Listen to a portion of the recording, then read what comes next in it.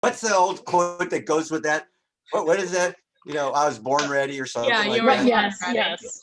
All right. Welcome to another episode of Better Call Saul, where Rachael Real and I talk to Saul Klein. Hello, guys. How are ya? Hey, Jen. Hey, Saul. Yeah. So we're going to talk about, today Saul's going to we're going to talk about taxes. Enlighten us on taxes. Right. In an entertaining way. When we talk about, we're going to talk about taxes, we always end up talking about something else because we always let ourselves get talked out of talking about taxes. Right. And the fact is that this is one of the most important things that we could possibly talk about. It's not boring at all. And it's important to begin by asking people the question I was asking you guys beforehand, and I asked rhetorically, but it's really true. Are you a business person? Yes. If you're a business person, you consider yourself a business person? Because if you do, and most of the people I talk to, realtors, they are business people, at least they consider themselves to be business people, then they have to consider that the US government is their partner. Yeah. And so it makes all the sense in the world to understand the rules under which your partner is playing. Yeah, and so if you can understand those rules, if you understand them, you can use them to your advantage. You can use them to your customer's advantage. Now, I get the cop out from realtors. I have for years, and I owned a tax practice as a realtor. That, I can't give tax advice. Nobody's asking you to say, look at this situation, tell me the pros and cons of this situation. Right. It is part of your job as a realtor to understand the general concept of taxation as it pertains to real estate. And just knowing that will help your clients. Number one, it'll differentiate you from all your realtors that don't want to learn about it. Right. And Absolutely. Number two, it will help your clients, and they'll trust you more if you can provide them information that's valuable to them. So for me, it's important to understand the context of taxation. We can get to the specific, there are plenty of references and resources we can go to tap into this little specific details, because those are a moving target. Yes. Right? Constantly changing. Yes. But the basic concept itself is important for realtors to know. And people would say, well, I have a tax question. What's the answer? And we used to joke that the answer is almost always, it all depends. It does all depend. And because people don't understand what the tax laws are. Well, and they change often. And it's so dependent on so many other little things too. Well, yeah. So first of all, whenever you hear people say tax simplification, run the other way. The government, Congress, has no intention of ever making taxation simple. Because if you understand taxation, what you understand is it's so complex that small changes can be made that nobody notices that add to the bottom line. Yeah, absolutely. And if so they were can just going to make it simple, they would make it higher. So so it's not going to be simple. It's going to have all these mechanisms to allow for control. So one of the aspects of why are we taxed? One, we are taxed for the revenue to the government. Number two, we're taxed for control. That social and economic engineering. If the government wants to achieve certain things. Now, often the government might want to achieve a booming economy. Why would the government want to achieve a booming economy? Because more people make money, more people get taxed, the government makes more. So the government might give people incentives to do things so that a booming economy gets going. And if they do those things, they're rewarded. And sometimes people call those loopholes. And it's important to understand the structure. They're not loopholes, they're incentives. And so the government can either incentivize you to do what it wants, or it can penalize you. Right. And it has two. And so if you're a business person, you want to figure out how to get incentivized. Right. And to maximize the incentive. Yeah. Right. Right. And so let's understand. So the first thing to understand is it's not going to be simple. It's not intended to be simple. So let's not be frustrated by the fact that it's not. Right. And then let's look at the body of tax law itself. And so first, there's 4 pieces to this. And that's why the answer is it all depends. And the first piece of tax law, when people talk about tax law, is the Internal Revenue Code itself. Okay. Now, when I wrote all this tax code material, we think we were talking about the Internal Revenue Code 1954. And I think it has been in like 1981, but they hardly ever did. They actually changed the whole code. They amended. Oh, yeah. It's the Internal Revenue Code as amended, Right. and every once in a while, it's the Internal Revenue Code of 1954, the Internal Revenue Code of 1981. That's a major shift. Yeah. Okay, so and this is like a 2,000 to 4,000 page book. I know. I feel like they should have like the strategy of like, if you're going to amend, you have to like take away something, right? Like they should be doing that. Well, so yeah, that would be good, but that's not how it works. So I know. you got this 2 to 4,000 page book. It's called the Internal Revenue Code. Mm-hmm. Now that's the tax law, but it's so complicated that the government says we need to have an agency within the government administer this. We need administrative law, and so we need procedure.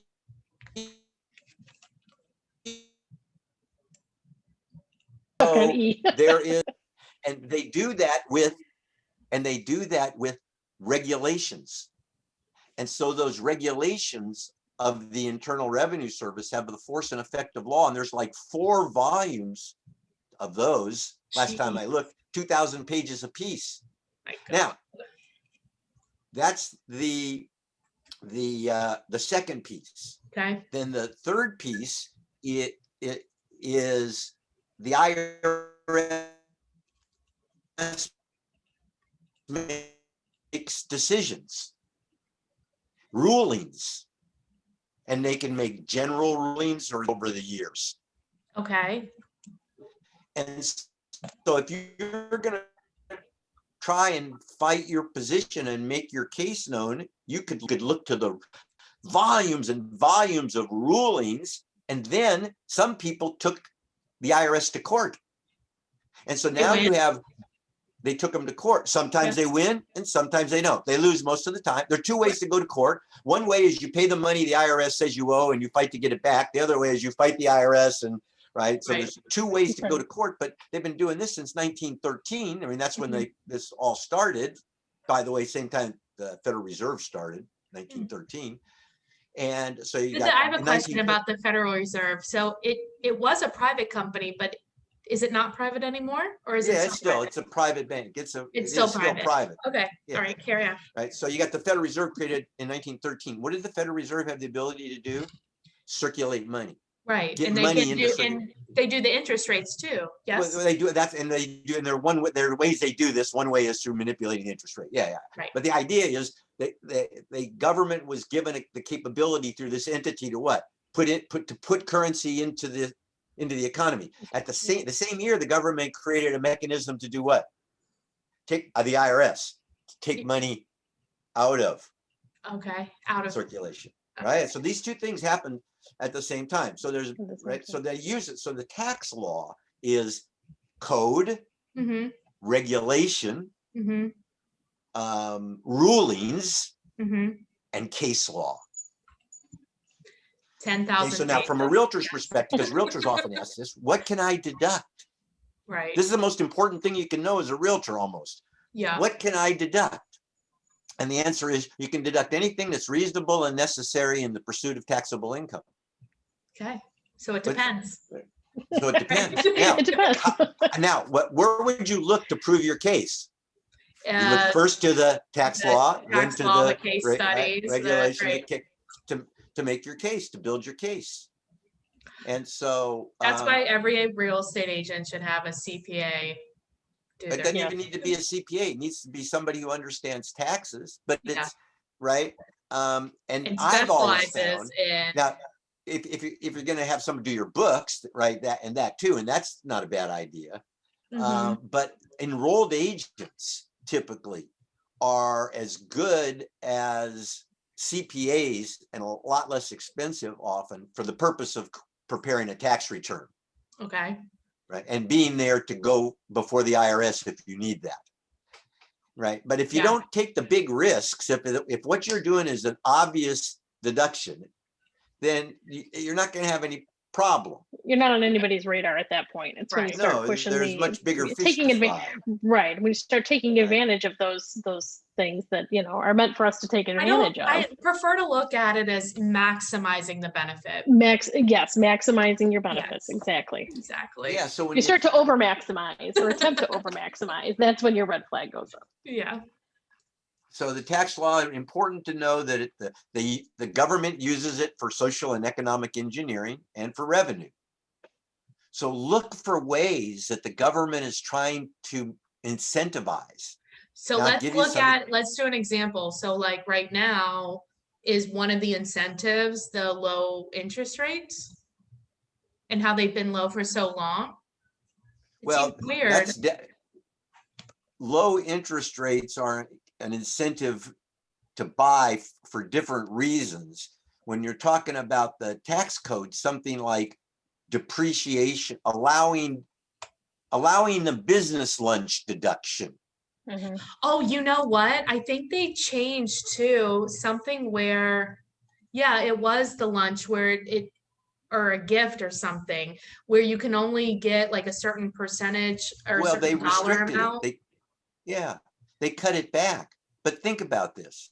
If you've got restaurants going broke, yeah, and you want people to go to restaurants. Right. You allow the deduction. And you know that if they go to restaurants, the restaurants will make money, and if you can collect taxes, you'll collect more taxes. Right. Doesn't it make sense to say to business people, if you take someone to lunch, we'll give you a tax benefit? Yeah, absolutely. And they do that, and they increased that too recently, correct? Yeah, well, they increased it back to what it used to be. So, okay. Right. And so they play with these things. And so these different, because by doing it and by doing percent, remember something as simple as the home interest deduction. Mm-hmm. By giving people the right to write off part of that interest, right? They're doing that to incent. Now, whether it works or not, they're doing it. The government is doing it because it believes it incentivizes people to buy real, right? That's why. Now, if you buy investment property, you're allowed to depreciate it, which is a non-cash expenditure on a property, which you're allowed to deduct as if it were a cash expenditure, all recaptured upon sale. So this thing called depreciation, theoretical depreciation. Why would the government allow you to take a deduction where you didn't spend the money? And the answer is because the government wants to give you the incentive to own properties that house human beings. So then how does that play into what we talked about before, them considering taking away, like, is that linked to taking away the 1031 benefit? So we could extend the conversation from depreciation to the benefits of 1031. Same benefits, type of benefits, similar. Different, little bit different kind of and longer term outcome, but that is to encourage risk taking and investment in real estate for the purpose of providing housing to people. And that's a good thing, I think. I mean, I think so. So the government says, look, if you do this, we're going to get it we're going to catch you at the end. Right. They're going to catch you at some point. You heard that? Well, but also too, if because here's what happens. This is a great point. Oh. I was just going to say that depreciation that you take, that's theoretical, it does something to your basis. Yeah, that's it lowers it. Right. And so as the basis goes down, when you eventually sell, all of that depreciation is going to get taxed. Right. And that's called recapture. Now, the benefit was it would be recaptured at a gains rate, which is preferential to ordinary income. And so you were able to, so depreciation, we used to say, converted ordinary income into capital gain. Oh. Because you could deduct it against your rent, but when you sold it, it got taxed as a capital. Right. So it is the benefit. I also think too, like if you're encouraging people Get to, that? oh, sorry, what? Do we miss? Oh, So it's no, go right ahead. No, it's just the point is is that there are ways to encourage behavior. right. And Right. so if you're encouraging people to buy property, buy housing, it's kind of like, it's twofold. It's people that live there aren't generally buying housing, like they can't afford it or whatever, usually. And if you're encouraging them to increase like their wealth, then they can also become at a higher tax bracket, which also equals more tax, right? Or no?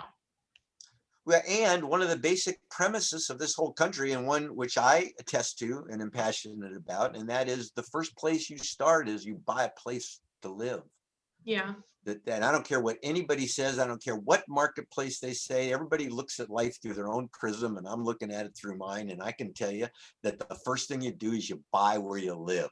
Yeah. And you make sure you do that. And if you do that, you'll create generational wealth. And I've seen that happen time and time again. Yeah. And so this idea that you shouldn't do that is a cockamamie idea. I saw this interesting, somebody said the other day, if you own any kind of car that starts with land, but you don't own any land, you got your priorities all screwed up. That's a funny quote. So this download that you sent us is just some it's tax aspects for real estate. Yeah, they were just points, the kind of points that are, first of all, just interesting to know the history. Yeah.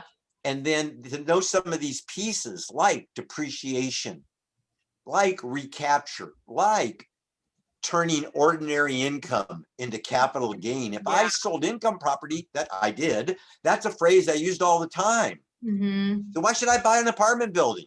Right. Well, one of the reasons is we're going to turn ordinary income into capital gain. The great, at least currently, great preferential treatment that you get with capital gain. Currently, yeah. Right. So now that leads us into these conversations that people have about the current direction of the tax law. It's not esoteric. It affects you if you're in the real estate business. Yes. If you claim to be in the real estate business, then this stuff is vital. It affects our customers too. Well, I'll put this document in the vault. So go to jennifermertland.com/vault to see this, and you'll have. It's an old document, but it's still got some valuable pieces in it. Yeah, I was looking through it. Some good definitions. So we were talking about basis, because what happens is basis is a critical definition that people kind of leave out of it. Basis needs to be part of your DNA. When somebody says basis, you got to know exactly what that is if real estate is your business, right? And so it's basis is what you pay for something, original cost plus any capital improvements minus any allowable depreciation.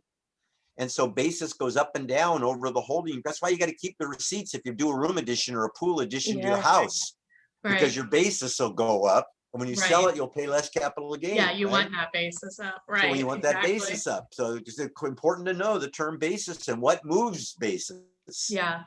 And then how basis is treated. And so there's some of those. Another thing is, if you're a realtor, typically you fill out a Schedule C.